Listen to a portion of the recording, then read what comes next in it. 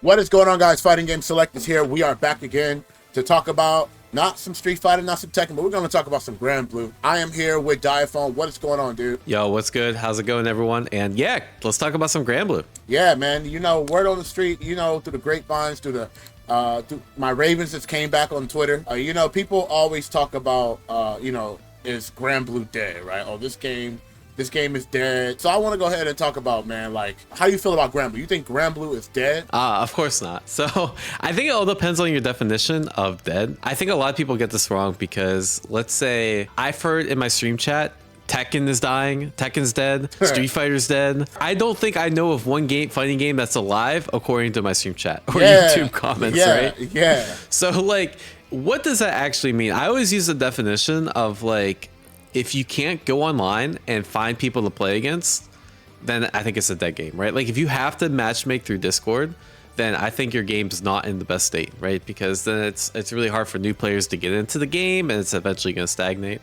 and die. So, I mean, using that definition, you can easily go online and 5 games in Granblue. If you look at the Steam charts, it's around like 500 to 1,000 average per day, which is still like pretty good. Yeah, that's really good for like that game, to be honest with you. Right. Not to mention there's crossplay, right? Yeah. So we don't know any of the numbers. Exactly. And, you know, most casuals play on consoles. Yeah, I don't know the exact split. I've seen some numbers like for other games where it's like 1-to-1 or 2-to-1 ratio, but I definitely get the vibe that console is definitely more casual friendly, and you want the casuals to be playing because then it's kind of like the pipeline to actually being like a top player or like a competitive level player, right? People's standards of what dead is like extremely like high horse that the high horse is not even real. Like it's not real. Legitly, it's not real. Like the fact that people are saying like Tekken is dying, I'm like, that is crazy. The game came out like 3 months ago, and like people were like, you know, slobber knobbing on that game. So they're still alive and well. I mean, yeah, sure, like a patch kind of like made the game not fun for a specific group of people, but it does not mean the game is dead. You know, War Tour hasn't even started yet. It starts in May.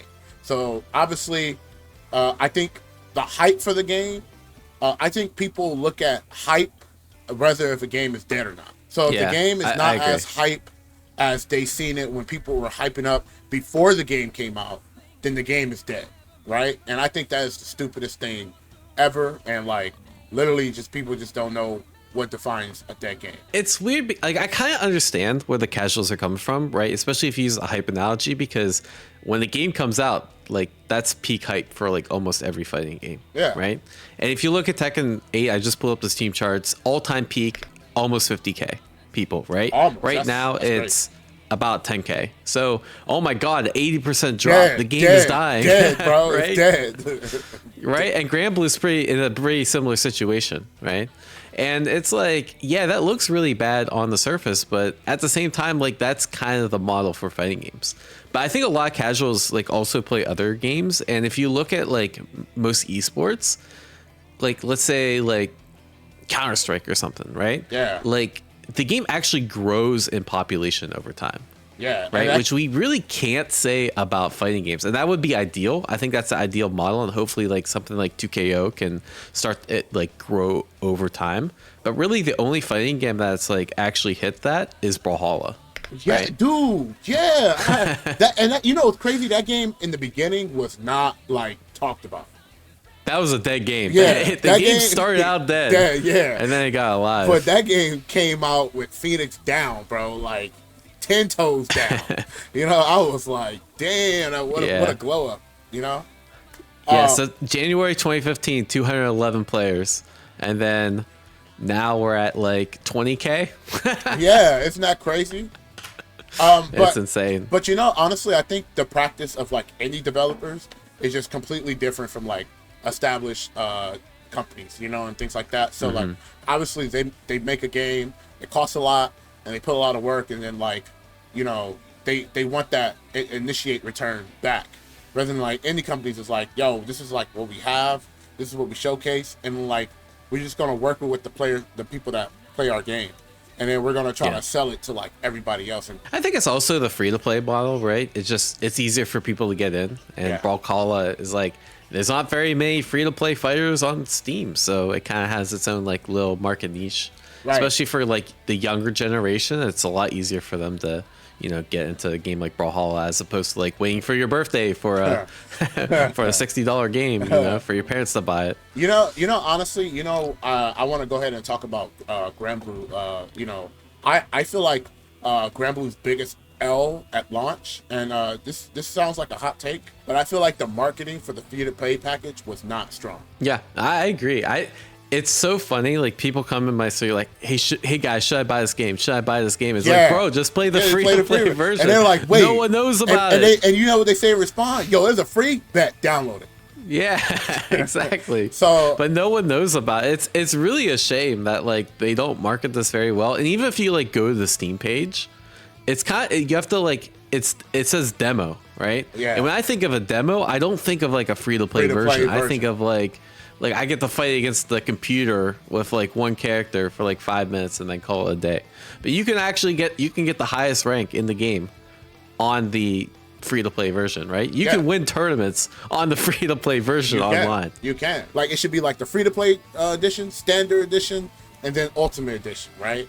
Yeah. And I feel like the free-to-play edition, it's like not with the standard edition, ultimate edition. It's like its own. It's like its own thing, and I think that's really bad. Yeah, that would like have some type of model where it's like kind of like Killer Instinct, where you can like pay money to buy the characters, and then it's just all one. It's free, but then like there's add-ons that eventually you recoup your costs, like with characters or skins or whatever. But yeah, it's just kind of there, and not a lot of people know about it, which is really unfortunate. Yeah, I the reason why I brought that up because a lot of people were literally telling me like, yo, you're the only person that like from like you're not a side games guy, but like you're one of the main people that are just pushing the free to play version.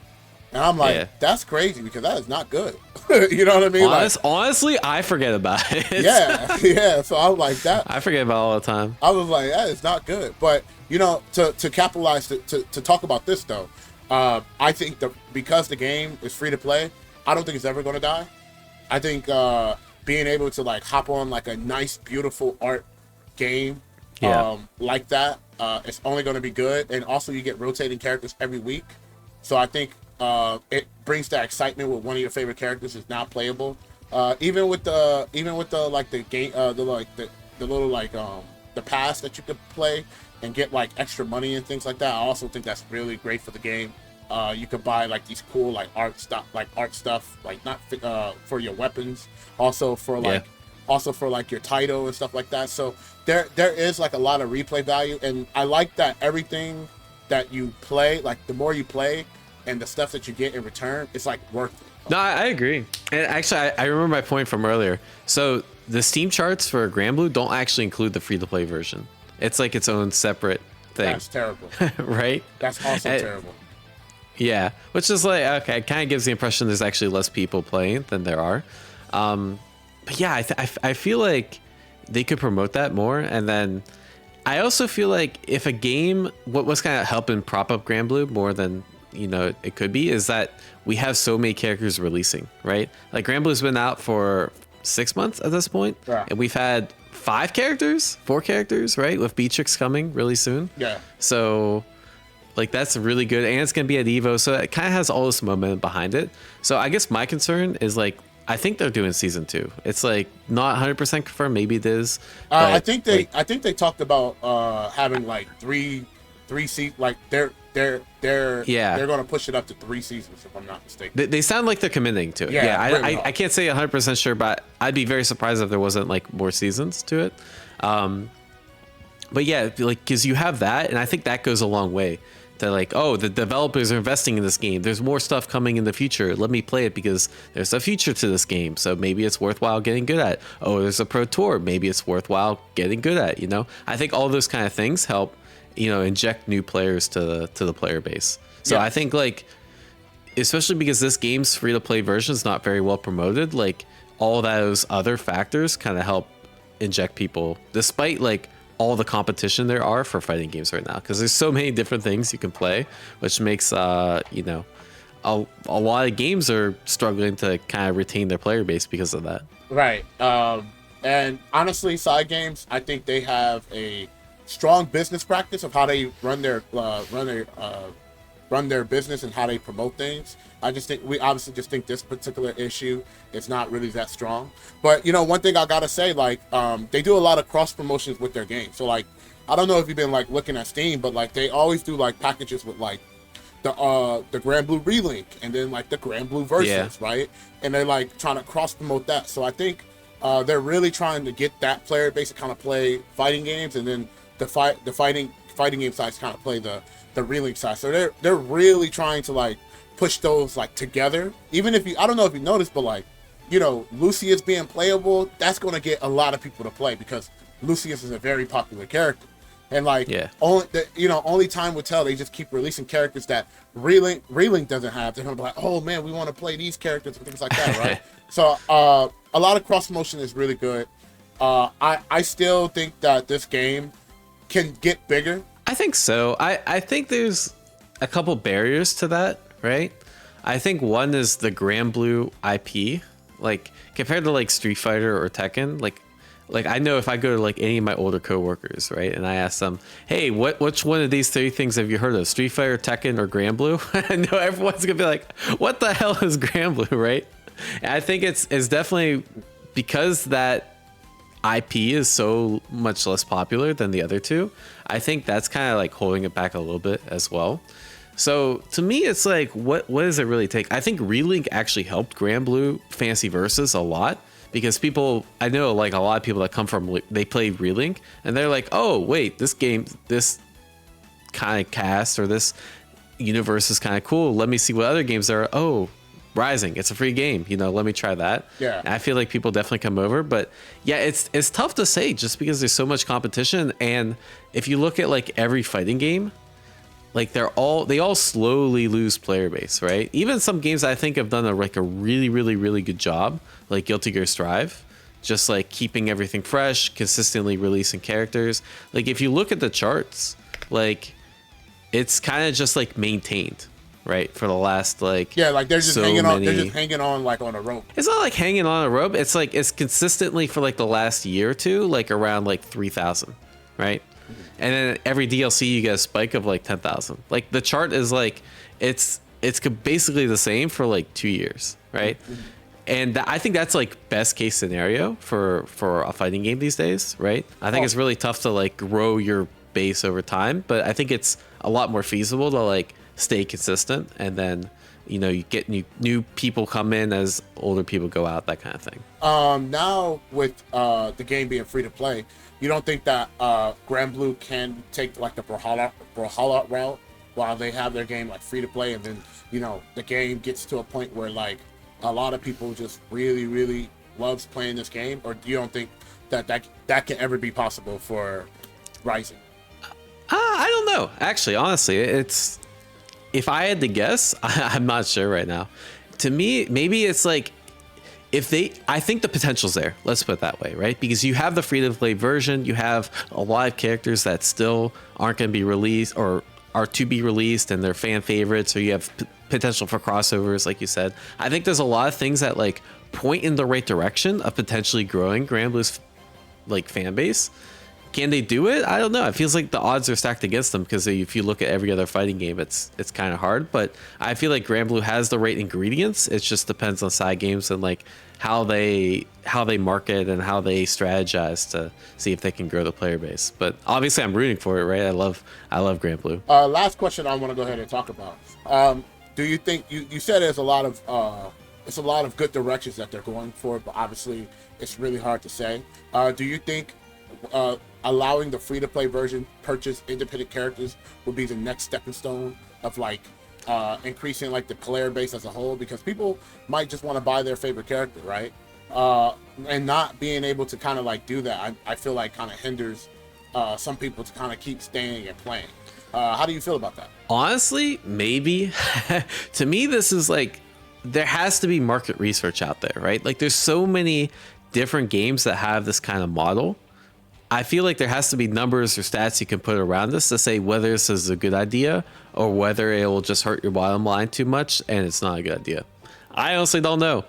Huh. And hopefully side games guys do the research and figure out what makes sense. Yeah, man. Well, again, I'm always rooting for Granblue. I love Granblue as a whole. It's a Hell great yeah. game. Obviously, a lot of people from the older games doesn't like it. I personally don't think the game changed really that much outside of the speed of the game, and like the damage output, right? But everything, like the combos from the old game still work. Like some characters' game plan is still the same. They just got extra juice. But for others, it's the end of the world. But I think for what we got from the first patch, I think it's a good direction of a good start. And I think people are just so used to just having everything like now to them, right? And, honestly, I think it's in a great spot. I think so too. Yeah. Like compared to base Granblue, which died off like instantly. I mean, Nier this is bro. maintaining player base. Yeah. Nier was coming out running up DP into like 40%. Right. Like it's not like that anymore. Obviously she's still a strong character. Obviously there's a lot of still solid characters, but now like everything is like doable. It's like a lot of characters like Amelia, like everybody's like excited to like play her and stuff, and like she shot up the roof from where she started. So I think things like that are like really good for the game. 6 got nerfed really bad. People say that character's dead. He just won a tournament. Yeah. So you know what I mean? So it seems like it's in a good spot, It's hard to tell who's top tier, and I think that's a good thing for this game. Like obviously there's some characters like Nier and 6 that are obviously top tier, but you have I don't know if you've been paying attention to like the online scene, but Fuselit is a Vasaraga player. And he's been winning like everything. Oh, bro. Yeah. And everyone thinks this character's like bottom 5. It's like, is he really bottom 5 or is he cracked? I don't know. Bro, I ran into Fuselit, and I kid you not, like anybody who watches me on my stream, like y'all can vouch for me. I didn't know who this guy was. And obviously I was just playing ranked match, and I'm like, wow, this guy is actually like really fun to play. I was like, who is this guy? Yeah. And I'm like playing him, and I'm like, yo, this dude is like ultra giga brain. I'm like, this guy is really smart. Yeah. And then like I'm playing him, I'm like, yo, this guy is good. And I was like, this dude is my ranked match training partner. He doesn't know it, but I'm telling him now that this guy is legit. And he's a lord.